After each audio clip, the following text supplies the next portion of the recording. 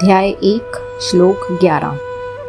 अयनेषु च सर्वेषु यथा भागमवस्थिता भीष्ममेवाभिरक्षन्तु भवन्तः सर्व एव हि। अयनेषु का अर्थ है सेना की दिशा स्थितियों में, च और सर्वेषु सभी, यथा भागम अपने अपने स्थान अनुसार, अवस्थिता स्थित तैनात, भीष्मम एवं केवल भीष्म पितामह को ही, अभिरक्षन्तु विशेष रूप से रक्षण करके करें, भवन्तः आप सब, सर्व एव ही सभी लोग अवश्य ही। दुर्योधन अपनी सेना के सभी योद्धाओं को आदेश देता है कि वे अपने अपने स्थान पर तैनात रहकर भीष्म पितामह की विशेष सुरक्षा करें। वह जानता है कि भीष्म उनकी सेना की सबसे बड़ी शक्ति और मनोबल है।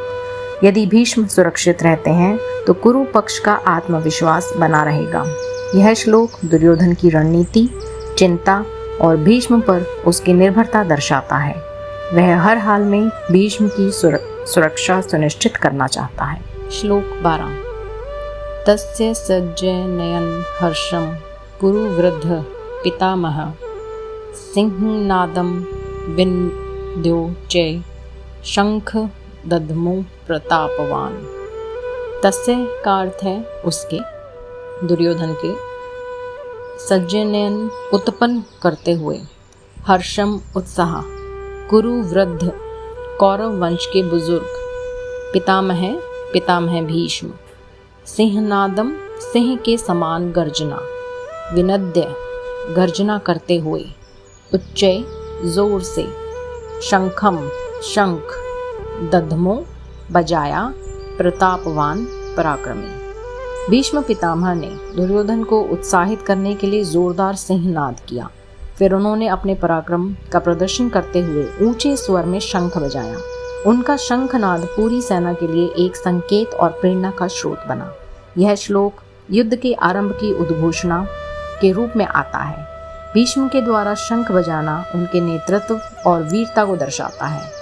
इससे कौरव पक्ष का मनोबल ऊंचा होता है और युद्ध का माहौल गूंज उठता है। अध्याय 1 श्लोक 13। तत् शंखाश्च भैर्यश्च पण्वानकगोमुखा सहसेवाभय हन्यन्त स शब्दस्तु मूलो अभवत्। तत् का अर्थ है उसके बाद, शंखा शंख, च और, भैर्य भेरी, बड़ी युद्ध ढोल, पणवानक छोटे युद्ध ढोल और नगाड़े, गोमुखा गोमुख सींग जैसे वाद्य यंत्र, सहसा एव एक साथ ही, अभयहन्यत बजाए गए, सशब्द व ध्वनि, तुमुल प्रचंड अभवत हो गई। भीष्म के शंखनाद के बाद पूरी कौरव सेना ने भी अपने अपने युद्ध वाद्य बजाने शुरू कर दिए। शंख, भेरी, नगाड़े, गोमुख सभी वाद्य एक साथ बजने लगे। उन सभी यंत्रों के साथ उत्पन्न ध्वनि अत्यंत प्रचंड और गगनभेदी थी। इस ध्वनि ने युद्ध के आरंभ की घोषणा कर दी। यह दृश्य पूरे युद्ध क्षेत्र को उत्साह, गर्जना और भय से भर देता है। श्लोक से स्पष्ट होता है कि अब युद्ध का माहौल पूरी तरह तैयार हो चुका था। श्लोक 14। ततः श्वेतेर हय्येर युक्ते महति शयनन्दे स्थितो माधव पांडवश्चैव दिव्यो शंखो प्रदद्मतु। ततः उसके बाद, श्वेत हये युक्ते श्वेत घोड़ों से युक्त, महति शयनंद ने विशाल रथ में, स्थित होकर, माधव श्री कृष्ण, पांडव अर्जुन, च एव और भी, दिव्यो शंखों दिव्य शंख, प्रदमतु दोनों ने बजाए। इस श्लोक में पांडव पक्ष की ओर से शंखनाद का वर्णन है। श्री कृष्ण, माधव और अर्जुन एक भव्य रथ पर सवार थे जिसे श्वेत घोड़े खींच रहे थे। उन्होंने अपने अपने दिव्य और तेजस्वी शंख बजाए। यह शंखनाद केवल युद्ध का संकेत नहीं बल्कि धर्म की घोषणा भी थी। उनका संयोजन भगवान श्री कृष्ण और अर्जुन धर्म और पराक्रम का प्रतीक था। इस श्लोक से पांडव पक्ष की गरिमा और आध्यात्मिक शक्ति प्रकट होती है। श्लोक 15। पंचजन्यम ऋषिकेशो देवदत्तम धनंजय पौंड्रम दधमो महाशंख भीमकर्मा वृकोदर। पंचजन्यम का अर्थ है पांचजन्य नामक शंख श्री कृष्ण का।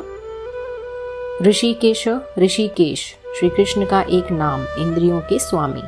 देवदत्तम देवदत्त नामक शंख, यह अर्जुन का शंख है। धनंजय अर्जुन। पौंड्रम पौंड्र नामक विशाल शंख। दधमो बजाया। महाशंखम महान शंख। भीमकर्मा भीम महान पराक्रमी कार्य करने वाला। वृकोदर भीम का एक नाम, भेड़िए जैसे पेट वाला। इस श्लोक में पांडवों के 3 महान योद्धाओं द्वारा शंखनाद का वर्णन है। श्री कृष्ण ने पांचजन्य, अर्जुन ने देवदत्त और भीम ने पौंड्र शंख बजाया। इन शंखों की ध्वनि युद्ध भूमि को गुंजा रही थी और पांडव पक्ष की तैयारी दर्शा रही थी। श्री कृष्ण का ऋषिकेश नाम यह दर्शाता है कि वे इंद्रियों के अधिपति हैं। भीम को वृकोदर और भीमकर्मा कहकर उसकी शक्ति और बल का संकेत दिया गया है। यह श्लोक पांडवों के शौर्य, आत्मविश्वास और ईश्वरीय समर्थन को स्पष्ट करता है।